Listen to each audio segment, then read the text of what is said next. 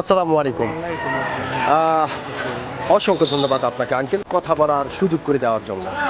তো সর্বপ্রথমে জানতে চাচ্ছি আঙ্কেল আপনি কেমন আছেন? আলহামদুলিল্লাহ।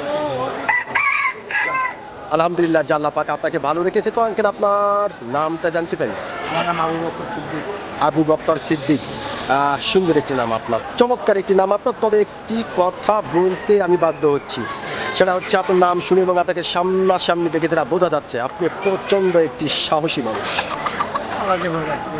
জি, সত্যি আপনাকে কিন্তু এটা দেখেই বোঝা যাচ্ছে। তো আঙ্কেল, যেহেতু আপনি একজন সচেতন নাগরিক এবং একজন সাহসী মানুষ, সেই ক্ষেত্রে এই বিষয়টি আপনার কাছ থেকে জানতে চাচ্ছি যে আমাদের বাংলাদেশে হাজারো সমস্যা, লক্ষ সমস্যা, এত সমস্যার ভিতরে অ্যাট ফার্স্ট সর্বপ্রথমে জনাব তারেক রহমান কোন সমস্যার সমাধানটি আগে করবে আপনার কাছে সবচাইতে জরুরি কোনটা বেশি মনে হয়? আমি বর্তমান সরকার প্রেসিডেন্ট তারেক রহমান কাছে পরামর্শ করি জি। যে সর্বপ্রথম যেন আমাদের জনগণকে, জনসাধারণকে, এই দেশের মানুষকে যেন ভালোবাসে। জি জি জি জি, এটাই তার কাছে আমার আহ্বান। এটাই আহ্বান।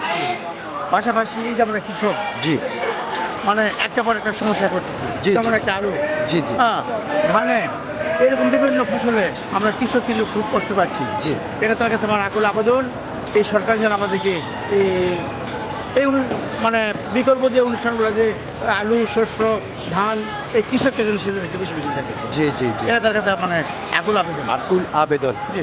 অসংখ্য ধন্যবাদ আঙ্কেল আপনাকে। আপনি সত্যি যে একজন সাহসী মানুষ, আপনি কিন্তু আপনার সাহসিকতার পরিচয় দিয়েছেন। আমি আশা করব আপনার এই গুরুত্বপূর্ণ কথাটি অবশ্যই নতুন সরকার গুরুত্বপূর্ণভাবে আমলে নিবে। অসংখ্য ধন্যবাদ আপনাকে। জি জি। যে আপনি মনে হয় আরেকটু কথা বলতে চাচ্ছেন। হ্যাঁ, বলুন। জি বলেন, আপনি কিছু না বলতে চাচ্ছেন। ওই যেটা বলতে চালাম যে বর্তমানে আমাদের যে যতটুকু দেখাচ্ছে এই সরকার, জি জি খুবই ভালো। জি জি জি, আল্লাহ যেন তাকে আরো বেশি বেশি ভালো রাখে এবং কাজ করার মধ্যে সুযোগ দান করে। সুযোগ দান। সে একজন কে? আল্লাহ রাসূল। আল্লাহ। জি আমরা সাথে আছি, জি জি সে তো একাই পারবে না, পারবে জি, কি? জি। হ্যাঁ, আমাদেরকে যেভাবে দেখতেছে, যেভাবে কাজ করতেছে, এই সরকার যেন অন্তত কিছু না হলে কৃষককে যেন একটু বেশি বেশি দেখে। জি, এটাই আমাদের আশাবাদ। যে একটা কথা আছে যে কৃষক বাঁচলে বাংলাদেশ বাঁচবে। বাংলাদেশ বাঁচবে, জি, হ্যাঁ, কৃষক ধন্যবাদ। বাঁচলে বাংলাদেশ বাঁচবো। আমাদের খাদ্যই হলো ধান, চাল, হ্যাঁ, এই আলু।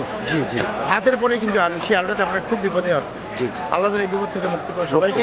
এটা যেন সে একটু যেন দেখে। জি জি জি, এই যে যে ক্ষতিটা হলো, সরকারের কোনো লোক কিন্তু একবার কোনো জমিতে আসেনি, কোনো সামাজিক আসেনি, কেউ আসেনি। এই কৃষকরা কীভাবে হলো, কীভাবে কী হলো, কী করা যাবে, কিছু কিন্তু করেন। তার কাছে আমার আকুল আবেদন, সেজন্য কিছু করে এই ওকে কৃষককে। ওকে, ধন্যবাদ আপনাকে, অসংখ্য ধন্যবাদ।